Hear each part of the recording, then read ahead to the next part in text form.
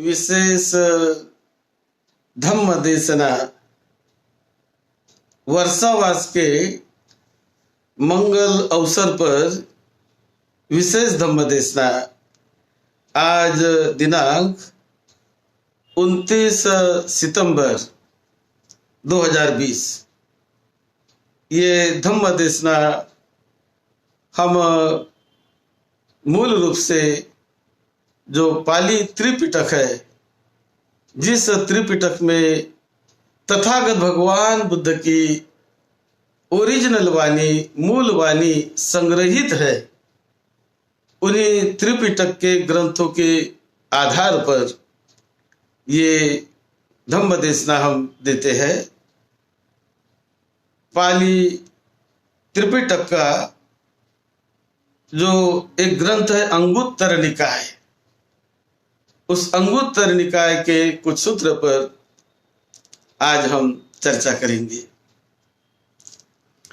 चिरं तिष्ठन्तु सद्धम्मो लोको हुन्तु सुखी सदा। सद्धम्म इस पवित्र पावन धरती पर दीर्घ काल तक टिका रहे, दीर्घ काल तक बना रहे और लोग उसे जानकर, समझकर, सुनकर, उससे प्रेरणा लेकर अपने इस पवित्र मनुष्य जीवन को धन्य करे, उसको परिपूर्ण सुख शांति की ओर ले जाए और वर्तमान जीवन में ही अनंत अपार सुख शांति का अनुभव लेवे। इसीलिए तथागत भगवान बुद्ध ने ये देशना अपने जीवन भर बुद्ध बनने के बाद अंतिम सांस तक तथागत बुद्ध लोगों के कल्याण के लिए, लोगों के हित के ही लिए ये धम्म देशना, मंगलकारी धम्म देशना देते रहे हैं। आज हम त्रिपिटक का एक ग्रंथ है जिसे अंगुत्तर निकाय कहते हैं, उस अंगुत्तर निकाय के एक सूत्र पर, ओरिजिनल सूत्र पर हम आज चर्चा करेंगे। जो ओरिजिनल सूत्र है गौतमी सूत्र, ये बड़ा ही ऐतिहासिक ऐसा यह सूत्र है। हम ओरिजिनल ही पढ़ेंगे।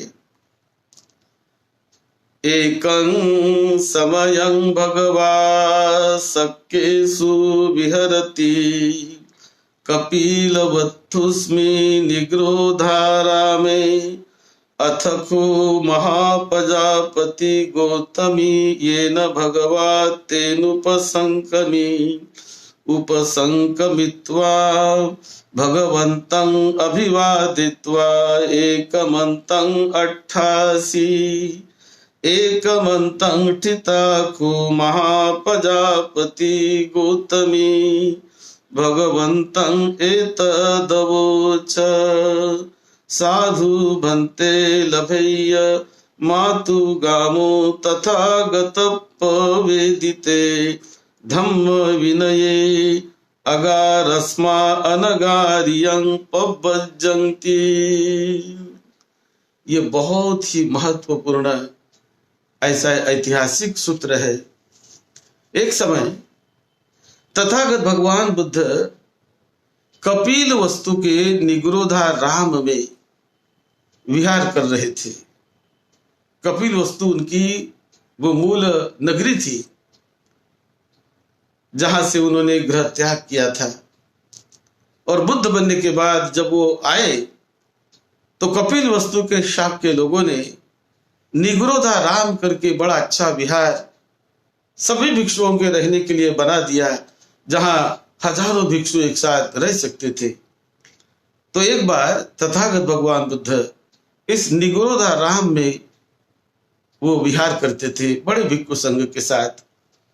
और तब ही उनकी माता महाप्रजापति गौतमी, जो उनकी मौसी थी, उनकी जन्मदात्री माता महामाया, उनका तो देहांत हो चुका था। जब तथागत बुद्ध का यानी सिद्धार्थ गौतम का जब जन्म हुआ तो जन्म के 7वें दिन ही उनकी जन्मदात्री माता महामाया वो चल बसी थी। और उनका सभी लालन पालन पोषण 7 दिन के वो जब बालक थे तब से उनका लालन पालन उनकी माता ने किया, महाप्रजापति गौतमी। तो अभी तथागत बुद्ध बन गए और बुद्ध बनकर लोग सेवा कर रहे हैं, जहां वहां लोगों को सद्धम्म दे रहे हैं। और जब तथागत बुद्ध अब कपिल वस्तु में आए तो कपिल वस्तु में आने के बाद महाप्रजापति गौतमी ने विचार किया कि क्यों न मैं सद्धम्म के लाभ के लिए, फल पाने के लिए क्यों न मैं भिक्षुनी बन जाऊं, और भिक्षुनी बनकर महिलाओं का भी उद्धार हो जाएगा। ये महान सद्धम्म जो तथागत भगवान बुद्ध ने खोज के निकाला है, कभी किसी ने सुना नहीं, वो रास्ता किसी को मालूम नहीं, रास्ते को किसी ने जाना नहीं, ऐसा वो बड़ा अनोखा रास्ता, अनोखा मार्ग, कि जो मार्ग मुक्ति दिलाता है वर्तमान जीवन में ही, उसकी गारंटी है, उसका साक्षात्कार करने का जो रास्ता बुद्ध ने बताया। तो ऐसा नहीं कि तुम यहां कुछ करो और यहां करने के बाद मृत्यु के बाद तुम्हें फल मिलेगा, ऐसा नहीं। बुद्ध ने कहा कि फल यहां भी मिलता है और यहां के बाद मृत्यु के बाद भी फल मिलता है।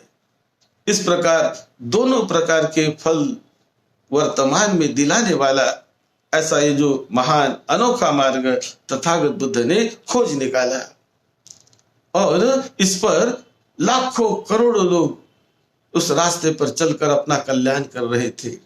तो महाप्रजापति गौतमी के मन में आया कि हम कुछ महिलाएं भिक्षुनी बन जाएं और इस रास्ते पर चलकर अपने जीवन का परम उद्धार करें। तो इसीलिए वो महाप्रजापति गौतमी तथागत भगवान बुद्ध को मिलने के लिए गई, और मिलने के बाद उन्होंने विनंती की कि बनते अच्छा होगा यदि आप महिलाओं को, नारी वर्ग को, महिलाओं को भी भिक्षुनी बनने की आज्ञा दे तो अच्छा होगा। इस प्रकार की विनंती उनकी माता ने बुद्ध के पास जाकर विनंती की। द्वितीयं फिको महाप्रजापति गौतमी भगवंतं एतदवोच साधु बन्ते लभय्य मातुगामो तथागतप्प वेदिते धम्म विनये पव्वज्जन्ति। उन्होंने दूसरी बार भी विनंती की और इसी प्रकार तीसरी बार भी उन्होंने विनंती की कि अच्छा होगा कि यदि तथागत भगवान बुद्ध के विनय में, इस धम्म में स्त्रियों को प्रवज्जा मिल जाए, भिक्षुनी बनने की अनुमति मिल जाए तो बहुत अच्छा होगा। ऐसा 3 बार उन्होंने विनंती की, लेकिन तथागत बुद्ध ने वो विनंती मान्य नहीं की। वो शांत रहे, उस पर कुछ भी बोले नहीं, क्योंकि उस समय प्रथा भी ऐसी थी कि भिक्षु का जीवन ये बड़ा ही कठिनतम जीवन था कि जंगलों पहाड़ों में रहना, खाना नहीं पकाना, चूल्हा नहीं जलाना और जंगलों पहाड़ों में रहकर केवल लोगों के हित और सुख के लिए अपने सारे जीवन को समर्पित कर देना, बड़े कड़े नियमों का पालन करके केवल हाथ में अपने भिक्षा पात्र लेकर भोजन मात्र के लिए वो भिक्षा पात्र हाथ में लेकर लोगों पर अनुकंपा करने के लिए घर घर वो जाते थे और घर घर जाकर जो भी भिक्षा उन्हें मिलती है, जो भी कुछ लोग जो भी दान देते हैं उसको वो स्वीकारते हैं। तो ठीक है, मनुष्यों के लिए तो ठीक है, लेकिन कोई महिला ऐसे घर घर जाकर हाथ में भिक्षा पात्र लेकर भिक्षा मांगे और जंगलों पहाड़ों में रहे, घर बार को छोड़ दे, तो ये परिस्थिति बड़ी कठिन सी लगती थी। और इसीलिए तथागत बुद्ध ने उस पर कोई उत्तर नहीं दिया और कपिल वस्तु से जब तक वो रहना था रहे, और बाद में वहां से तथागत भगवान बुद्ध कपिल वस्तु से वैशाली चले गए। तो वैशाली जाने के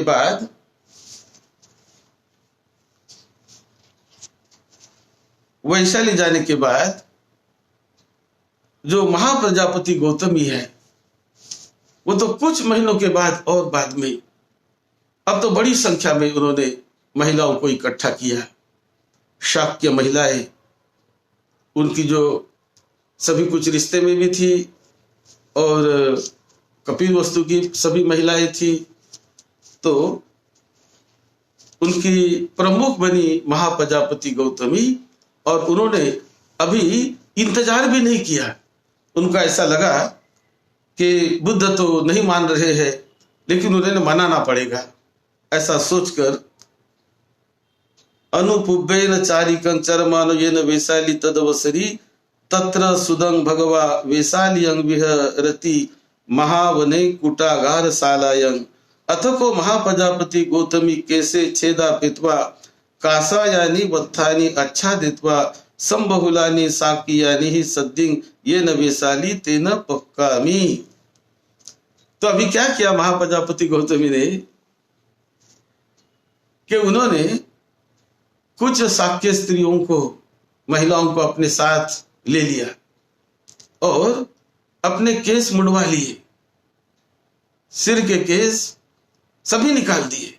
और इसी प्रकार वो जो कासाय वस्त्र, जो चिवर होता है, चिवर जैसा कलर वाला कासाय कलर वाले जो वस्त्र है वो भी उन्होंने पहन लिए और वहां से बुद्ध को विनंती करने के लिए अभी कपिल वस्तु से महाप्रजापति गौतमी कुछ महिलाओं के साथ वो बुद्ध को मिलने के लिए और विनंती करने के लिए वैशाली पैदल चली गई।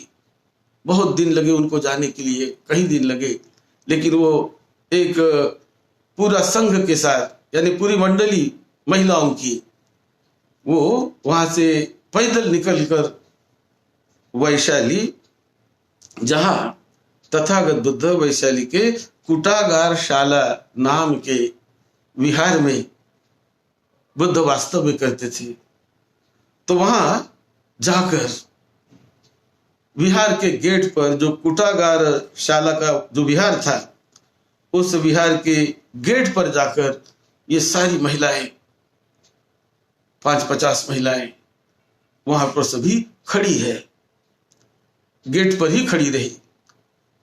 अदस साखो आयस्मा आनंदो महाप्रजापति गौतमी सुने ही पादे ही रजो किन्नेन गतेन दुखी दुम्बनं असुमुखिं रुदमानं बहि द्वार कोठके ठितं दिस्वानं महाप्रजापति गौतमी एतदवोच किं नु त्वं गौतमी सुने ही पादे ही रजो किन्नेन गतेन दुखी दुम्बना असमुखी रुदमाना बहिर्द्वार कोठके ठिताति। तो वो जब महिलाओं के साथ महाप्रजापति गौतमी, जो विहार के बाहर का गेट था, उस बाहर के गेट के बाहर ही ये सभी महिलाएं खड़ी रही कपिल वस्तु से वहां जाकर। तो आनंद ने देख लिया और आनंद ने देखकर आनंद वहां पर गेट पर चले गए और चले जाकर आनंद ने पूछा, महाप्रजापति गौतमी को, माता को पूछा कि बातें, आप इस प्रकार से थकी मांदी पैदल चली है, पैर में छाले पड़े हैं और सारा एकदम दुखी मन से बहुत बेचैन व्याकुल, ऐसे आप चले आ रहे इतने दूर, वहां से पैदल आप चले आए हैं, हमें कुछ बताया नहीं, कोई हमें संदेशा नहीं, कोई कुछ नहीं, और क्यों ऐसे क्यों आए, क्या वजह है, क्या चाहिए, क्यों यहाँ पर आप खड़े हैं?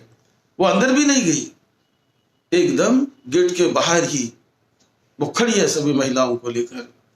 तो आनंद उनसे मिलने गए, गेट के बाहर मिलने गए, वो वहीं खड़ी है गेट के बाहर ही। और जब आनंद मिलने जाते हैं और उन्होंने पूछा कि क्यों भैया आप क्यों, क्या है, क्या वजह है?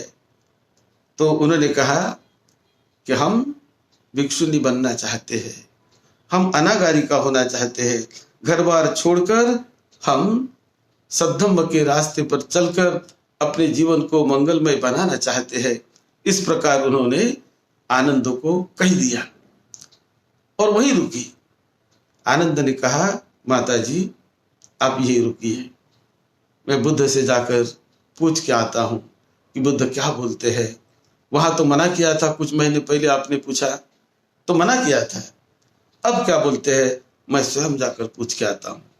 ऐसा करके आनंद, जो भगवान बुद्ध के परिचारक थे, उनके पर्सनल अटेंडेंट थे, सेवक जैसे काम करते थे, तो आनंद वहां से तुरंत वो तथागत भगवान बुद्ध को मिलने के लिए विहार के अंदर जो गंध कुटी थी, वहां गंध कुटी में विहार के अंदर वहां आनंद मिलने के लिए गए और मिलने के लिए जाकर बुद्ध को वंदन किया और वंदन करके बुद्ध को विनती करने लगे, भगवान महाप्रजापति गौतमी आपकी माता वो बहुत सारे महिलाओं को लेकर कपिल वस्तु से यहां तक आई हुई है और थके मांदे हैं, पैदल चल के आए हैं, कोई साधन दूसरा उन्होंने उपयोग में नहीं लाया, और गेरु वो जो वस्त्र जो है कासाय वस्त्र, वो वस्त्र भी उन्होंने पहन रखा है, सिर भी मुंडवा लिया है और वहां पर बड़े दुखी मन से खड़े हैं। तो भगवान क्या मैं उन्हें बुलाऊं, आप क्या उन्हें दीक्षा देंगे? तो 2-3 बार पूछने के बाद भगवान वो सुन रहे हैं और वो शांत ही रहे। अलंग आनंद माते रुचि मातो गमस तथागत पवेदी धम्म विनय अगारस्मा अनगार्यं पब्बजाति अथको आयस्मा आनंद से तदवसी न भगवा अनुजानाति मातु गामस तथागत पवेदिते धम्म विनय अगारस्मा अनागर्यं पब्बजं। तो जो वार्तालाप हो रहा, भगवान बुद्ध कहते हैं कि महिलाओं को दीक्षा देने का विचार तो अभी नहीं है, ऐसा तथागत बुद्ध आनंद को बोल रहे हैं, क्योंकि तथागत बुद्ध बहुत लंबे भविष्य की बात देख रहे हैं। तो आनंद ने बुद्ध को पूछ ही लिया। आनंद पूछते हैं, भब्बो नुखो बनते मातुगामे तथागत वेदिते धम्म विनय अगारस्मा अनागार्यं पब्बजित्वा सोतापत्ति फलंगवा सकदागामी फलंगवा अनागामी फलंगवा अरहत फलंगवा सच्ची कातुंती। तो आनंद ने बुद्ध को ही पूछा प्रश्न कि क्या भगवान, यदि स्त्रियां, यदि महिलाएं घर बार छोड़कर अनागारिका बनकर घर बार छोड़कर जब भिक्षुनी बनती है, तो क्या वो श्रोतापन्न फल को, सकृदागामी फल को, अनागामी और अरहत फल को वो क्या पा सकती है? क्या वो पाने की शक्ति महिलाओं में है क्या? कभी उसका साक्षात्कार महिलाएं कर सकती है क्या?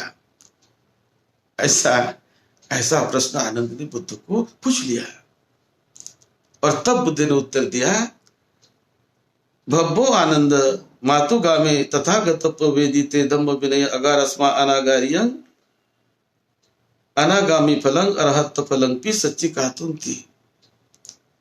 तो बुद्ध ने कहा कि हाँ आनंद, महिलाएं ये भिक्षुनी बनकर फल को पा सकती है, वो श्रोतापन्न फल पा सकती है, अनागामी फल पा सकती है, अरहत यानी सर्वोच्च फल अरहत वो भी फल वो पा सकती है। ऐसा भगवान ने आनंद को उत्तर दिया। तब ये उत्तर सुनकर आनंद ने और भी विनंती की कि भगवान अच्छा होगा, ये बड़ी कृपा होगी कि यदि ये फल महिलाएं पा सकती है और आपने अनुमति दे दी तो अच्छा होगा कि उनका उद्धार हो जाएगा, वो फल प्राप्त करने वाली महिलाएं बन जाएगी। ऐसा आनंद बुद्ध को कहने लगे। और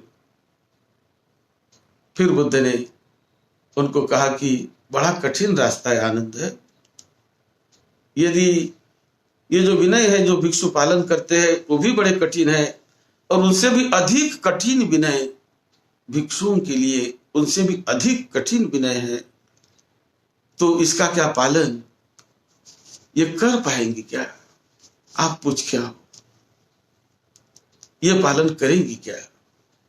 ऐसा जब तथागत बुद्ध ने आनंद को बताया तो आनंद तुरंत वहां से जाकर जो गेट पर महाप्रजापति गौतमी खड़ी है वहां आनंद गए, और आनंद वहां जाकर कहने लगे कि देखो बुद्ध ऐसे कहते हैं कि जो 8 प्रकार के बड़े कठिन नियम जो भिक्षुओं से भी अधिक कठिन है, भिक्षु से भी ज्यादा ये कठिनतर नियम है, तो क्या आप इसका पालन कर पाओगी? आप करेंगी इस नियमों का पालन घर बार छोड़कर? ऐसा जब प्रश्न पूछा तो महाप्रजापति गौतमी ने कहा कि जरूर हम पूरी तरह इस नियम का पालन करेंगे। बुद्ध से कह दीजिए कि हम तैयार है, कठिन से कठिन नियम का पालन करने के लिए हम तैयार है, आप कह दीजिए। और फिर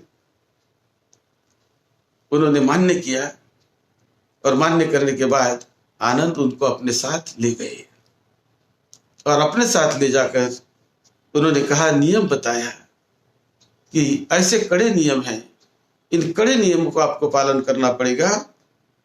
वत्स सतु, पहला नियम जो है, वत्स सतुपसंपन्नाय भिक्खुनिया तदहु पसंपन्न स भिक्खुनो अभिवादनं पच्चुत्थानं अंजालि कम्बं सामीची कम्बं कर्तव्यं यावजीवं। यानी बुद्ध कहते हैं कि देखो भिक्षुनिया बनने के बाद ऐसा उनको, ये जो भिक्षु उनके पहले जो भिक्षुनी 100 वर्ष की भी भिक्षुनी बनी हो, और आज कोई नया भिक्षु बनता है, नया श्रमण बनता है, नया भिक्षु बनता है, तो उस भिक्षु को ये कितनी भी उम्र हो, लेकिन उन्होंने भिक्षु को वंदन करना चाहिए, भिक्षु का उन्होंने सम्मान करना चाहिए, और जीवन पर्यंत करना चाहिए, आज ही नहीं। यदि आज कोई व्यक्ति भिक्षु बना और उसके पहले 10 साल पहले कोई भिक्षु नहीं बनी है, 25 साल पहले कोई भिक्षु नहीं बनी है, लेकिन कोई भिक्षु आज ही एक दिन के लिए आज ही भिक्षु बनता है, तो उन्होंने भिक्षु को वंदन करना चाहिए, भिक्षु का सम्मान करना चाहिए। और या वह जीव, यानी जब तक जीवन है तब तक, तो ये पहला नियम। फिर दूसरा नियम, भिक्षुनिया अभिमुखे आवासे वत्स उपगंतं तब सकत्वा गरुकत्वा याव जीवं। दूसरा नियम, यदि बारिश में भिक्षुनी ने कोई वर्षा आती है, तो वर्षा मास के समय भिक्षुनी ने जहां भिक्षु नहीं है ऐसे जगह पर कभी रात में नहीं रहना चाहिए। जहां भिक्षु है, 2, 4, 5 से भिक्षु है, ऐसे भिक्षु जहां है ऐसे ही जगह पर उसने रात में जाकर आवास करना चाहिए। दूसरी जगह पर जहां नहीं है ऐसे जगह पर नहीं रहना चाहिए। इस नियम का पालन उसने जीवन भर करना है, जीवन भर करना है। फिर तीसरा नियम, अनवट धम्मासंग भिक्खुनिया भिक्खु संघ तो द्वे धम्मा पच्चा सीखी तब्बंग। यानी तीसरा नियम कि हर 15 दिन के बाद भिक्षुनी संघ ने भिक्षुओं ने भिक्षु संघ के पास जाकर 2 बातें उनसे सीखनी चाहिए। कौन सी 2 बातें? एक है उपोसत पुच्छ कंच और ओवादु पस कंबनंच। एक तो उपोसत कब आता है, कितने दिन के बाद उपोसत आएगा, वो जाकर भिक्षुनी संघ ने भिक्षु संघ में जाकर पूछना चाहिए। भिक्षुनी संघ अलग रहना चाहिए, भिक्षु और भिक्षुनी संघ एक साथ कभी ना रहे, वो अलग अलग रहे। और जब कभी 15-15 दिन के बाद महीने में 2 बार भिक्षु संघ को मिलने के लिए भिक्षुनियों ने जाना चाहिए और जाकर उन्होंने ये पूछना चाहिए कि उपोसत का पवारना का दिन ये कब आता है, उपोसत का दिन कब आता है, ये बातें उन्होंने पूछनी चाहिए। और उनसे नंबर 2 उनसे सलाह लेनी चाहिए, सद्धम्म के बारे में उनसे पूछना चाहिए। और ये नियम का उन्होंने पालन जीवन भर, ये नियम का पालन भिक्षुनी संघ ने करना चाहिए। फिर नंबर 4 पर उन्होंने बताया, वत्स उठाहं भिक्खुनिया उभतो संगे तिहि ठाने ही पवारे तब्बं दिट्ठेन सुतेन व परिसंखाय। दोनों संघों को निमंत्रित करना कि कोई आरोप यदि लगाया जाता है, कोई आरोप लगाया जाता है एक दूसरों पर, तो आरोप लगाने के बाद भिक्षुनी संघ इकट्ठा हो जाए, भिक्षु संघ इकट्ठा हो जाए और दोनों संघ इकट्ठा होकर कोई दोषारोपण एक दूसरे पर जब करते हैं तो दोनों संघ की मीटिंग लेकर जिसने उस आरोप को सिद्ध करने का प्रयास करना चाहिए, सभी ने मिलकर कोई बात देखी हो, कोई बात सुनी हो या कभी किसी को संदेह हो, तो ये 3 कारण के लिए भिक्षुनी और भिक्षुनी संघ दोनों संघ ने इकट्ठे आकर उसका निराकरण करने का सामुदायिक ढंग से प्रयास करना चाहिए। ये चौथा नियम। 5वां नियम, गरु धम्मं अज्जापन्नाय भिक्खुनिया उभतो संगे पक्ष मानतं चरितव्यम। भिक्षुनी से यदि कोई बड़ी गलती हुई हो तो आधा महीना दोनों संघ से उन्होंने दंडित करना है, प्रताड़ित करना है। और उसका दंड, कोई छोटे मोटे नियम में यदि गलती हो गई है तो भिक्षुनी संघ भी उसे दंडित करेगा और भिक्षु संघ भी उन्हें दंडित करेगा। तो इस प्रकार का ये मन उन्होंने बनाना चाहिए कि हमें वो दंड सहना है, जो भी हमें दंड देते हैं वो दंड को भिक्षुनी संघ जो भी हमें दंडित करेगी, जो दंड देगी, उसको हम सहेंगे और आजीवन उसका हम पालन करेंगे। और 15 दिन तक हमें प्रताड़ित करना है, प्रताड़ित हम रहेंगे। तो इस प्रकार का भी नियम का पालन, जो अतिरिक्त नियम है उसका पालन करना है। 6 में बताते हैं कि 2 वत्सानि 6 धम्मेषु शिक्षित शिक्षाय शिक्षा मानाय उभतो संगे उपसंपदा परियेसी तब्बा। तो 2 साल के बाद श्रामनेरी बनकर 2 साल हुए और उन्होंने 6 धम्म का पालन किया, धम्म का अभ्यास किया, ट्रेनिंग ली। और ट्रेनिंग करने के बाद उन्होंने उपसंपदा लेनी है 2 साल के बाद। वो 2 साल उपसंपदा नहीं ले सकती, 2 साल वो ट्रेनिंग ले, प्रशिक्षण ले भिक्षुनी संघ में। और प्रशिक्षण लेने के बाद जब कभी उन्हें भिक्षुनी बनना है तो भिक्षुनी बनने के लिए दोनों संघ, भिक्षु संघ और भिक्षुनी संघ, ये दोनों संघ ने इकट्ठे आकर उनके उपसंपदा के लिए वो विनंती करे दोनों संघ को और दोनों संघ उनको भिक्षुनी की दीक्षा दे। ये 2 साल के बाद ऐसा होना चाहिए और दोनों संघ इकट्ठे आकर ही वो किसी महिला को, यानी भिक्षुनी की दीक्षा जो श्रामनेरी बन चुकी है, लोअर ऑर्डिनेशन जिसने लिया है, और जो हायर ऑर्डिनेशन जिसे कहते हैं उपसंपदा, तो उपसंपदा 2 साल के बाद वो ले सकती है। ये नियम, इसका पालन भी उन्होंने आजीवन करना चाहिए। न केनचि, नंबर 7 में बुद्ध कहते हैं, न केनचि परिया ये न भिक्षुनिया भिक्षु अखोसी तब्बो परिभाषी तब्बो याव जीवन। भिक्षुनी ने कोई छोटे मोटे बोलने में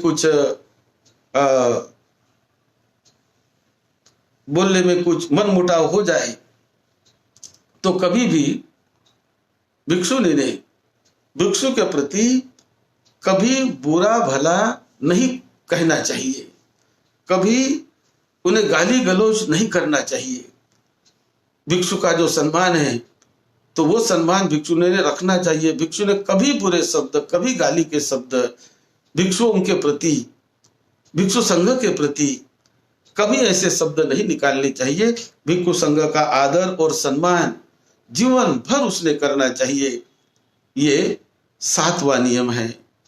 इसका पालन वो करेगी क्या? इसका पालन कर पाएंगे क्या? और फिर 8वां नियम, अज्जतगे ओवटो भिक्षु नीनं भिक्षुसु वचनं पथो अनोवटो भिक्षुनं भिक्षु निसु वचनं पथो अयं पि सकत्वा गरुकत्वा याव जीव अनतिकंबनितो। आज से भिक्षुनी ने इस नियम का पालन करना है कि उन्होंने कभी भिक्षु संघ को सलाह नहीं देनी है, कभी मार्गदर्शन नहीं करना है। वो जो भिक्षु संघ बताएगा, जो भिक्षु संघ जो नियम बताएगा, जिसका पालन करने की बात कहेगा, जो नियम छोटे मोटे बनाएंगे, उस नियम का मुझे पालन करना है। लेकिन ऐसा नहीं कि भिक्षुनी संघ जाकर भिक्षु संघों को कुछ उपदेश करे, कुछ बताए, कुछ उन्हें सलाह दे, ऐसा नहीं होगा। तो भिक्षु संघ सलाह दे सकता है। भिक्षु संघ उस नियमों को, क्योंकि भिक्षु संघ बड़ा है, वो उम्र में भी बड़ा है, और भिक्षु संघ में जो बुद्ध होते हैं, प्रत्येक बुद्ध होते हैं, तो इसीलिए ये जो सम्मान भिक्षुनी संघ ने हमेशा करना चाहिए। इस प्रकार के जो 8 नियम का पालन करने में यदि महाप्रजापति गौतमी तैयार है, भिक्षुनियां तैयार है, तो उन्हें दीक्षा दी जाएगी। और ये सोचकर ये नियम उनको समझाए गए, और महाप्रजापति गौतमी ने हाथ जोड़कर कहा, भगवान सारे नियमों का पालन हम करेंगी, उस रास्ते पर हम चलेंगे, जो भी आपने बताया वो शीर्षा वंद है, हम उनको वंदन करते हैं और सारा पालन हम करेंगी, मैं उसकी गारंटी देती हूँ। इस प्रकार का बुद्ध को उसने वचन दिया, और वचन देकर फिर उन्हें भिक्षुनी की दीक्षा भिक्षु संघ के द्वारा उन्हें दी गई। और बहुत बड़ा कल्याण, बहुत बड़ा मंगल महिला वर्ग का ये दीक्षा देकर तथागत बुद्ध ने बहुत बड़ा कल्याण किया। क्योंकि यदि बुद्ध ने दीक्षा नहीं दी होती तो और कोई दीक्षा नहीं दे सकते थे, लेकिन जब बुद्ध ने ये दीक्षा दी तो भिक्षु संघ चल पड़ा, और फिर कई महिलाओं का, कई स्त्रियों का इतना उद्धार हो गया। कई जैसे उपासकों का उद्धार हुआ, वैसे उपासिकाओं का उद्धार हुआ। भिक्षुनी बनकर उनका भी उद्धार हो गया। और भगवान बुद्ध ने वो समता, स्त्री पुरुष एक समान है, स्त्री कोई गुलाम नहीं है। उस समय तो ऐसी प्रथा थी कि स्त्री तो केवल पुरुष की गुलाम जैसी काम करे, वो तो दासी जैसी काम करे, उन्हें कोई अधिकार उस समय नहीं थे जिस समय तथागत बुद्ध थे। लेकिन बुद्ध ने ये समता का व्यवहार भिक्षुनी को दिया। ये जो छोटे मोटे नियम बताए, लेकिन ये बुद्ध ने अपने बहुत दूर की सोच कर ये नियम तथागत बुद्ध ने बताए। और बुद्ध ने कहा कि वो फल पा सकती है, भिक्षुनी संघ बना और महाप्रजापति गौतमी वो उनकी प्रमुख रही और बाद में वो दीक्षा देने लगी। कई भिक्षुनियां बहुत दुखी कष्टी भी जीवन से बाहर निकलकर वो भिक्षुनी बनकर अपना परम उद्धार करने लगी, परम लाभ वो करने लगी। फिर कई भिक्षुनियों के उदाहरण है, हजारों की तादाद में भिक्षुनियां बनी। लेकिन बुद्ध ने एक बात कही, यदि भिक्षुनियां नहीं बनती तो ये संघ 1000 साल तक बहुत फल प्राप्त होकर अच्छा चल सकता था। अभी ये 500 वर्ष तक फल प्राप्त तक चलेगा और उसके बाद धीरे धीरे उसमें कमी आते रहेगी। इस प्रकार की एक बात बुद्ध ने इस समय कही है, वो भी बात वहां पर आती है। लेकिन आज हम देखते हैं कि तथागत बुद्ध ने सर्वप्रथम ये जो भिक्षुनी बनने की जो अनुमति दी और अनुमति देकर संघ में शामिल किया, समान अधिकार दिया और उसके बाद तो बहुत अच्छी प्रकार से वो संघ चलता गया और कई कई महिलाओं का उद्धार हो गया, ऊंचे से ऊंचे पद उन्होंने पा लिए। और बुद्ध कहते भी है कि कई जगह पर महिलाएं पुरुष से भी प्रज्ञा में उत्तम होती है, वो ज्ञानी होती है, वो ज्ञान को हासिल कर सकती है। इस प्रकार का बड़ा अच्छा उद्गार भी तथागत बुद्ध ने महिला समाज के प्रति और महिलाओं के प्रति किया है। वैसे तो महिला जो माता है, माता तो पूजनीय ही है, माता पिता की पूजा ये तथागत बुद्ध ने बहुत प्रमुख ढंग से बताई है। उन्होंने कोई औरों की पूजा नहीं बताई, लेकिन माता पिता की पूजा करो, माता को वंदन करो, प्रणाम करो, चाहे हम कितने भी बड़े क्यों न हो, लेकिन माता को वंदन करो, माता का सम्मान करो, पूजा करो।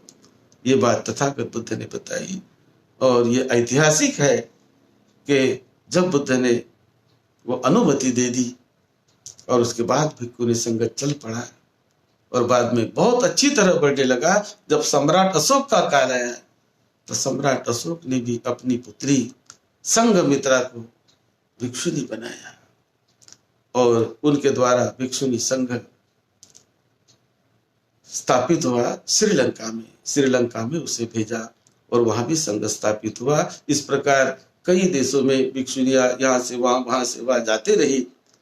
चाइना में गई, ताइवान में गई, जहां वहां भिक्षुनियां गई, कंबोडिया में गई और हर देश में जाकर भिक्षुनी संघ बड़े सम्मान से, बड़े इज्जत से, बड़े गौरव से वो प्रस्थापित हुआ। तो उसकी जो हिस्ट्री है, इतिहास है, इस प्रकार का इतिहास त्रिपिटक के अंगुत्तर निकाय के इस गौतमी सूत्र में आता है।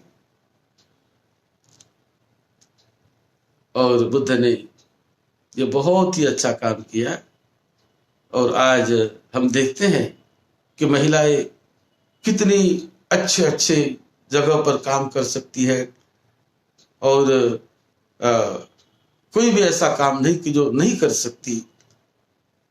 बड़े अच्छी डिग्रियां ले सकती है, अच्छे इंजीनियर बन सकती है, जिसको एडवोकेट मतलब लॉयर बन सकती है, डॉक्टर्स बन सकती है और पायलट बन सकती है।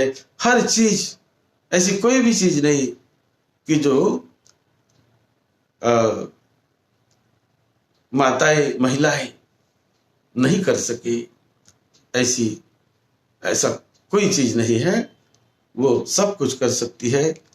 तो आज तो इतना समय बदल गया और आज तो हम देखते हैं हर देश में महिलाएं कितनी ऊंचे से ऊंचे पदों पर अपना पदों पर जाकर लोगों के हित के लिए, लोगों के कल्याण के लिए, सभी के सुख के लिए वो काम कर सकती है। भिक्षुनी संघ ने ऐसा ही काम किया और करोड़ों परिवार का उद्धार भिक्षुणी संघ द्वारा भी हुआ है।